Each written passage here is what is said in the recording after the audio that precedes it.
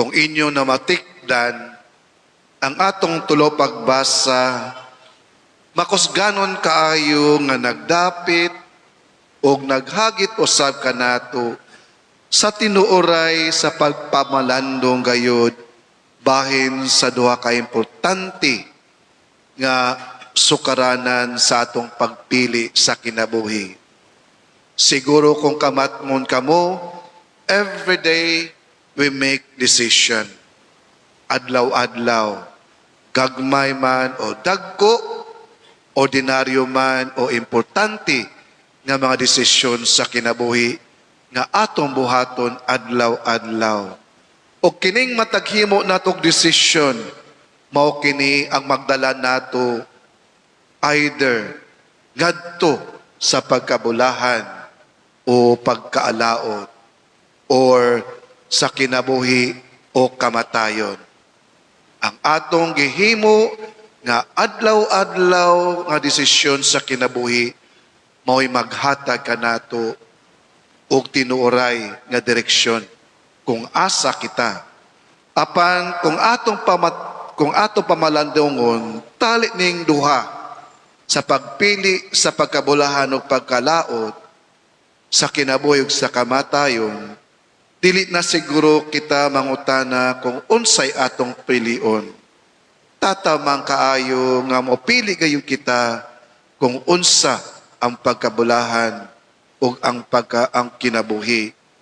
Apan ang tinuoray nga realidad makurat lang kita.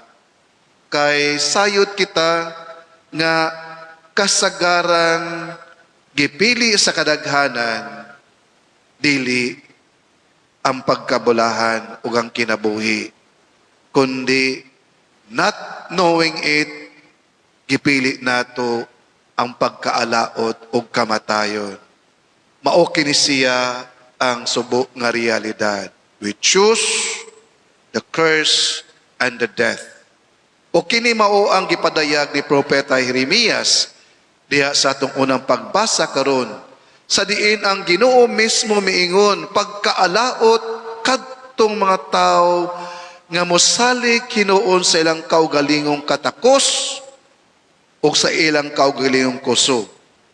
Kay sila may sama sa usa ka tanom nga gitanom sa usa ka uga nga yuta o usa ka yuta nga parat nga wala gayon sila maayo nga maangkon.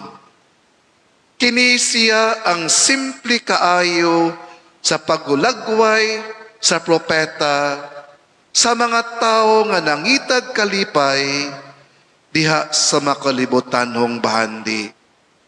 Kay sayod kita sa katapusan, wala gayon siya'y maayo nga mapaabot sa kinabuhi.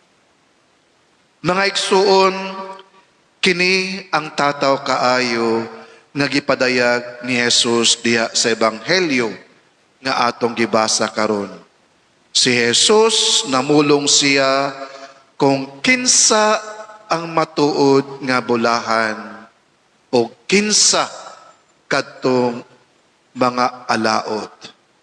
Apan kung atong pamation ang gipamulong ni Jesus sa tawkanon o kalibutanon nga pagsabot o paglantaw, makaingon gayud kita, sukwahi kini kaayo sa atong nahibaw-an.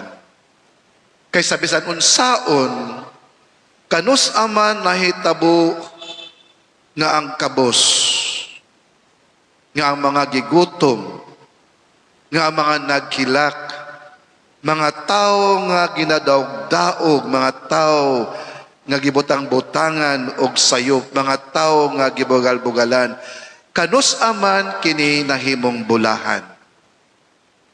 Kita nasayod ni ana.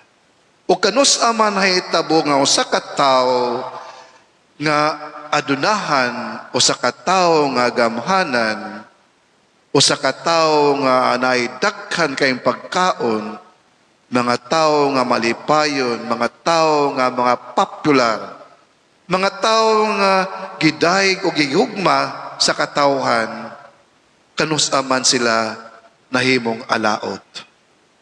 Mabitaw maigsoon, makaingon kita, this is completely opposite sa atong nasayran, sa pagkaalaot o sa pagkabulahan. Mao na nga importante di ay kayo nang masabtan nato ang ginaingon ni Jesus nga bulahan o alaot. Ang bulahan mao katong mga tao who have nothing else in life except God, who place all their trust completely in the Lord. Bisan sa ilang pagkakabus, bisan sa panghitabo silang kinabuhi, sa ilang mga pagsulay, sila misalig sa Ginoo. Sila mituo sa Ginoo. O ilang gihatag ang tanan ngadto sa Ginoo. Mao kini siya. Bisan adlaw-adlaw silang pagpuyo, pagpaningkamot sa kinabuhi, anaa gayud kanunay ang Ginoo. Mao kini sila ang mga tao nga bulahan.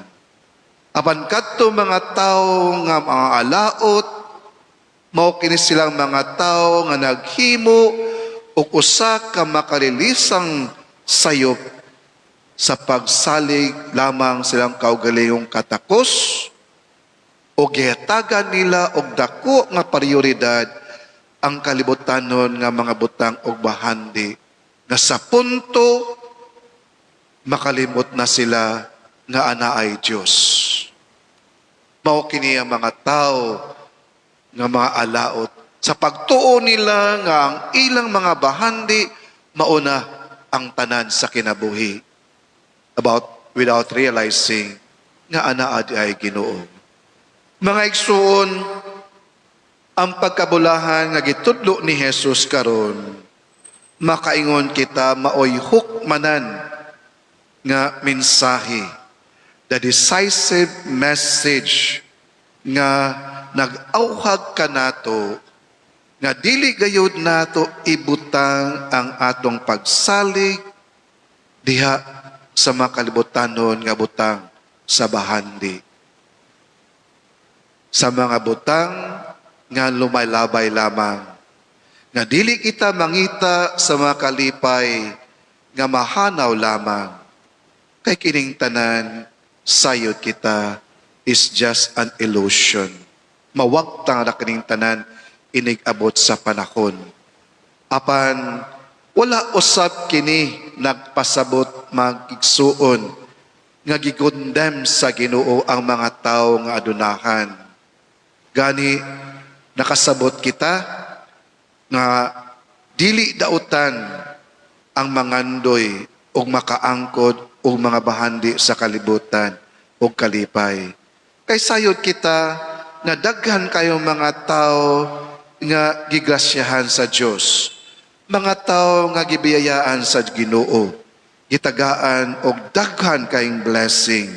Apan ang nagkalahi lang kay kini mga tawhana sa kadako sa ilang kasing-kasing, sa kadaghan sa ilang blessing nga nadawat sa Ginoo, ila usab kini nga gipaambit ngadto sa uban.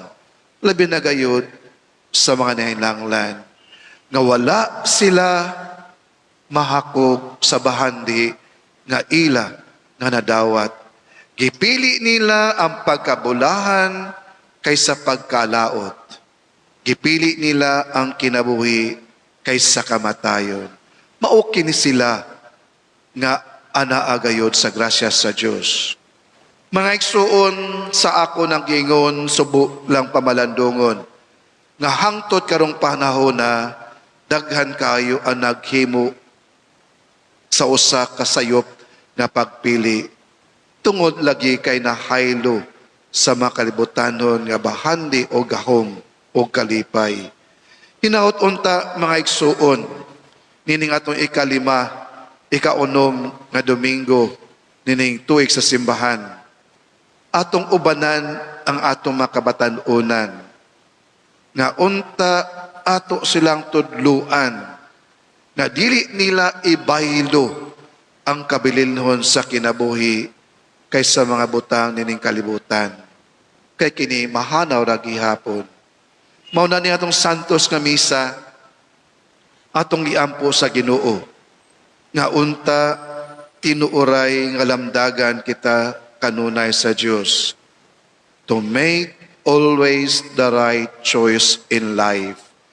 Nga unta adlaw-adlaw sa paghimo natong desisyon ang ato nga gipili mao kana ang magdala kanato ngadto sa tinuray nga pagkabulahan, ngadto sa tinuray nga kinabuhi.